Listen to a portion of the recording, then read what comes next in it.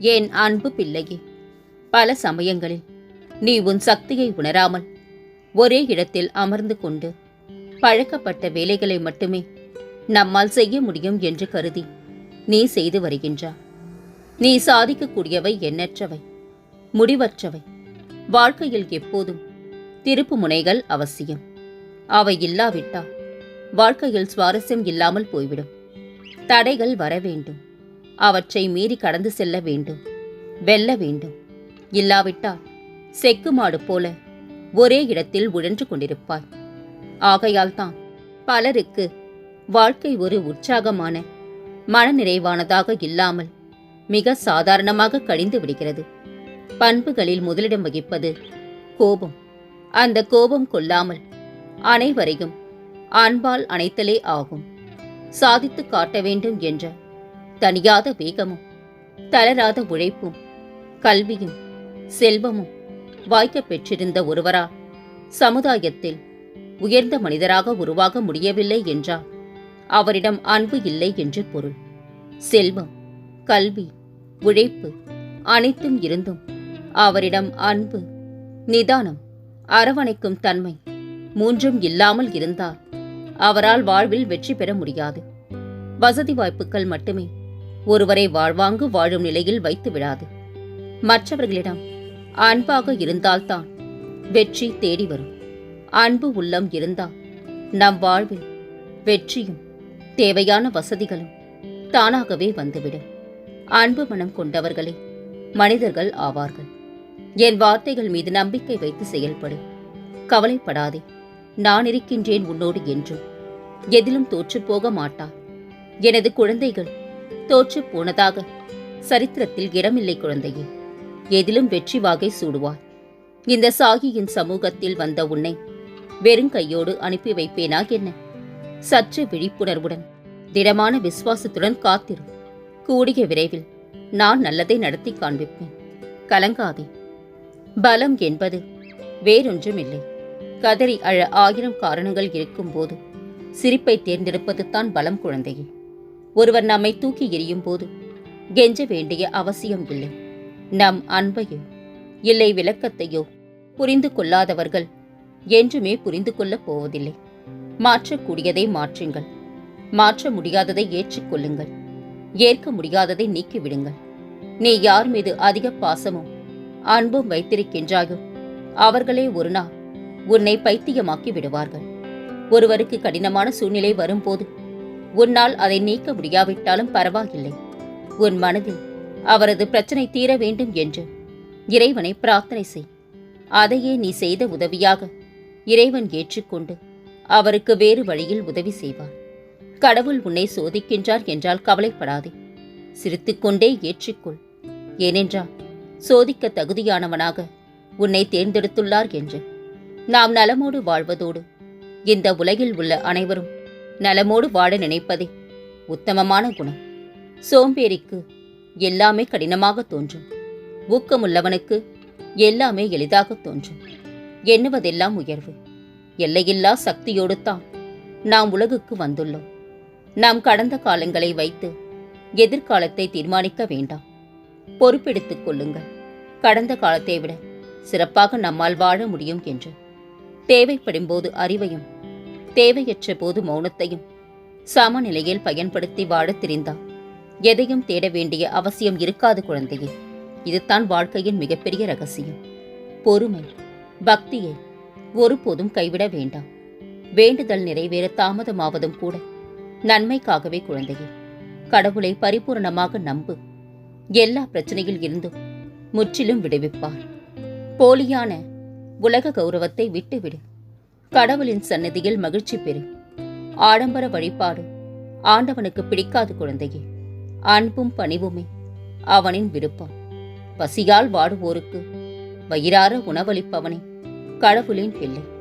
உலகம் என நினைக்கின்றது என கவலைப்படாதே. கொள்கையுணர்வுடன் வாழ்ந்தால் வெற்றி உறுதி. உனது கோரிக்கைகளை எல்லாம் நிறைவேற்றி உன்னை ஆனந்தமாக வைத்துக் கொள்ளவே முயன்று கொண்டிருக்கின்றேன். கவலைகளை மறந்து நிம்மதிக்குள். உண்மை, சத்தியம், நீதி, நேர்மை இவைகள் இருக்கும் இடத்தில் நிச்சயம் இந்த சாயி இருப்பேன்.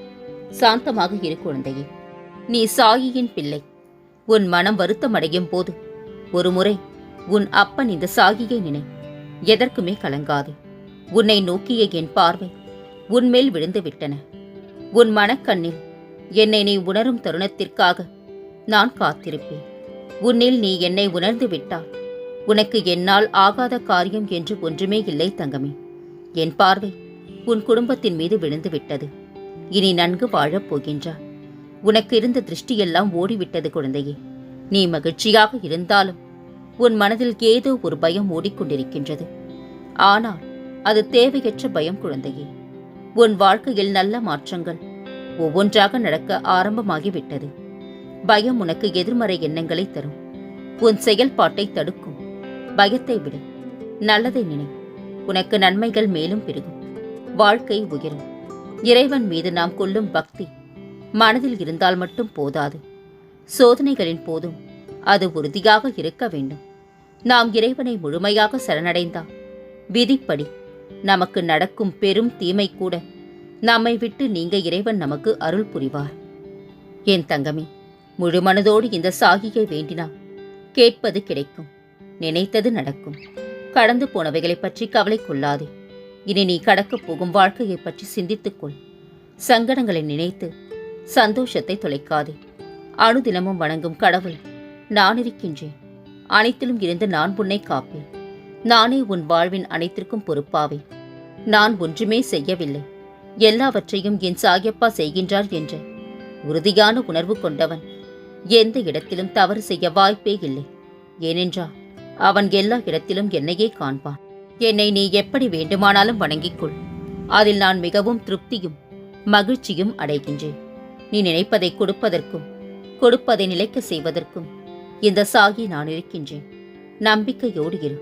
உனக்கான வேண்டுதல் பலன் உன்னை நாடி வரும். உன்னிடம் வந்திருக்கின்றேன் நான். என்னை பற்றிக்கொள். உன்னை விட்டு விலக மாட்டேன். என் பிள்ளைகள் கவலைப்படும் போது அதை நிவர்த்தி செய்ய வேண்டியது எனது கடமை. மகளே, ஆர்த்தியின் போது உன் கண்களில் நான் துயரத்தை பார்த்தேன். இன்றிலிருந்து உன் வாழ்வில் மகிழ்ச்சியை நான் பார்க்கப் போகின்றேன். இன்று உனக்கு ஒரு பெரும் மகிழ்ச்சி காத்திருக்கின்றது.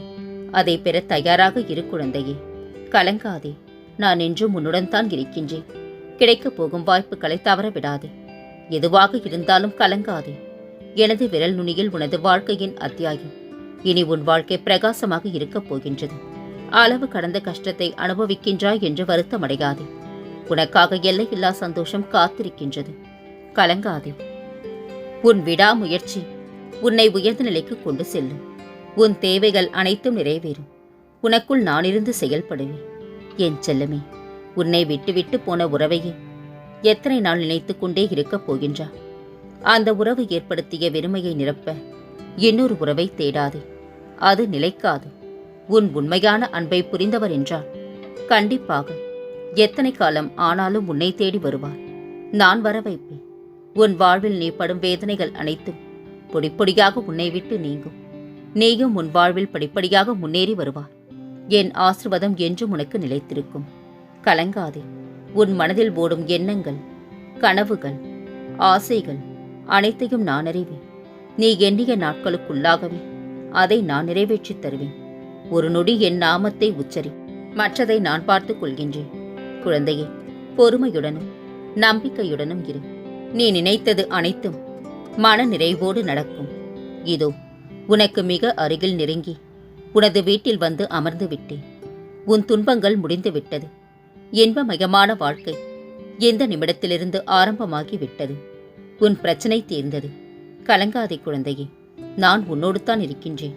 குறைகளை ஏற்று நிறைவோடு வாழ்வதுதான் வாழ்க்கை. வாழ்வில் இருக்கும் குறைகளை மட்டுமே கண்டு கொண்டிருந்தால் வாழ்வில் உள்ள நிறைகளை காண முடியாத குழந்தையே. மலிவானது புத்திமதி, விலையுயர்ந்தது பொறுமை. உனக்கு என்ன கஷ்டங்கள் வந்தாலும் முதலில் அந்த கஷ்டத்தை நினைத்து அழாதே. அந்த கஷ்டமான நேரத்தில் என் நாமத்தை சொல். அனைத்து கஷ்டத்திலிருந்தும் நான் உன்னை பாதுகாப்பேன். நீ இதுவரை அனுபவித்த வேதனைகள் என் நெஞ்சை பிடிக்கிறது தங்கமே. இனி அப்படி நடக்க விடமாட்டேன். என் ஆசீர்வாதம் இப்போது உனக்கு கிடைத்து விட்டது. நீ நீண்ட காலமாக ஏங்கி வேண்டி நின்றது அனைத்தும் மிக விரைவில் உன்னை தானாய் தேடி வந்து உன் கையில் விழப்போகின்றது. என்னை நம்பி எழுந்து அந்த ஆச்சரியத்தை கண்டு கழிப்பார். நீ வேண்டினால் சிவனாகவும், ஏன் கிருஷ்ணனாக கூட நான் உனக்கு காட்சி தருவேன். உன்னை வெறுத்து ஒதுக்குபவர்களின் முன் ஒருபோதும் மண்டியிடாதே. தலை நிமிர்ந்து சொல், என்னை போல் நேசிக்கும் ஒருவர் இனி உன் வாழ்வில் வரப்போவதில்லை என்று. உன் உண்மையான அன்பை இழந்தவர்களுக்கே அது பெரும் பேரிழைப்பு. உதாசீனத்தால் மனமுடையாதே. சிக்கல்கள் எல்லாம் கடந்து விட்டார். உனக்கு நல்ல நேரம் வந்து விட்டது தங்கமே. உன் உள்ளத்தேடலை நான் அறிவேன் குழந்தையே. கூடிய விரைவில் நீ விரும்பிய வாழ்வை வாழப் போகின்றாய். கலங்காதே. உனக்கு இந்த நிமிடம் முதல் நல்ல நேரம் ஆரம்பமாகிவிட்டது. நான் உனக்கு ஒரு வாக்கு தருகின்றேன். வாழ்க்கையில் அனைத்து விதமான சோதனைகளிலும் நீ வெற்றிகரமான உயர்நிலையை அடைவாய். உனக்கு தேவை என் மீதுள்ள பரிபூரண நம்பிக்கை மட்டுமே. எதற்குமே கலங்காதே. உன் சாயப்பா உனக்காகத்தான் இருக்கின்றேன். உன்னை நிச்சயம் நான் முன்னேற வைத்து வெற்றி பெற வைப்பேன் என நம்பு. பொறுமையாக இரு. எல்லாவற்றையும் கடக்க நான் உதவுகின்றேன். உன் மனதை மட்டும் என்னிடம் நிறுத்தி அமைதியாக இரு. பிறகு உனக்கு நடப்பவையெல்லாம் நல்லதாகவே நடக்கும். நம்பிக்கை ஒன்றுதான் துயரங்களை தீர்க்கும் மருந்து. நீ அனுபவிக்க வேண்டியது அனுபவித்துத்தான் ஆக வேண்டும். பதற்றப்படாதே, பயப்படாதே. நான் உன்னோடு தான் இருக்கின்றேன். நம்பிக்கையோடு இரு. நீ உன் கடமையை செய். உனக்கான அந்த நல்ல நாள் நிச்சயமாக உன்னை தேடி வரும். ஊரே வியக்க நீ விரைவில் வானில் மின்னும் நட்சத்திரம் போல் ஜொலிக்கப் போகின்றா. உன் வீடு இனி உனக்கு சொர்க்கமே. மகிழ்ச்சி நிறைந்திருக்கும். நிம்மதி நிலைத்திருக்கும். அஷ்டலட்சுமிகளும் வாசம் செய்வர். செல்வ மழை பொழிந்தபடி இருக்கும். உன்னால் யாருக்கும் துரோகம் நினைக்க முடியவில்லை என்றால் உன்னை எண்ணி கர்வம் கொள் தங்கமே. உன்னை கண்டு சிரிப்பவர்களை பார்த்து நீ பெருமை கொள். மற்றவர்கள் புன்னகைக்கு நீ காரணமாயிருக்கின்றாய் என்று. நடப்பவை உனது நன்மைக்கு என்று எப்பொழுது நீ உணர்கின்றாயோ அப்பொழுது உனது இந்த வாழ்க்கை குறையில்லாத வாழ்க்கையாக தோன்றும். யோசித்துக் கொண்டே இருந்தால் வாழ்க்கை முடிந்துவிடும். யோசிக்கவே இல்லை என்றால் வாழ்க்கை அழிந்துவிடும். பிரச்சனைகளை எதிர்கொண்டு போராட தயாராகின்றவன் பாக்கியவான். அவனோடு கைகோர்த்து யுத்த களத்தில் அவன் சார்பாக நான் நிற்பேன். உன் இழிவுகளை நான் புண்ணியங்களாக மாற்றி உன் துயரத்தில் பங்கெடுத்துக் கொள்வேன். நானாக தரும் வரையில் பொறுமையாக இரு. உன்னை விட்டுப்போன எதற்காகவும் கவலைப்படாதே. வர தாமதமாகும் விஷயத்திற்காக அவசரப்படாதே. பதற்றத்தையும் விட்டுவிடு. அனைத்தையும் அறிந்தவன் நான். தக்க சமயத்தில் உனக்கானதை நான் தருவேன். நமக்கு கிடைத்த வாழ்க்கை எத்தனை பேருக்கு கிடைக்கவில்லை என உணர்ந்தால் நாம் தினமும் இறைவனுக்கு நன்றி சொல்ல மட்டுமே இறை இல்லத்திற்கு செல்வோம். நான் உன் இல்லம் தேடி வந்துவிட்டேன். உனக்கு அதிர்ஷ்டமான நாள் இன்று முதல் தொடங்கிவிட்டது. இனி உன் வாழ்வில் பல மங்களகரமான நிகழ்வுகள் நடக்கப் போகின்றன. நான் இருக்க பயம் ஏன்? கவலைக்குள்ளாதே. மகிழ்ச்சியோடு இரு. உன்னோடும் உன் குடும்பத்தோடும் உன் சாயப்பாவாகிய நான் என்றும் துணையாக இருப்பேன். என்றென்ற முன்னினைவில் உன் சாயப்பா.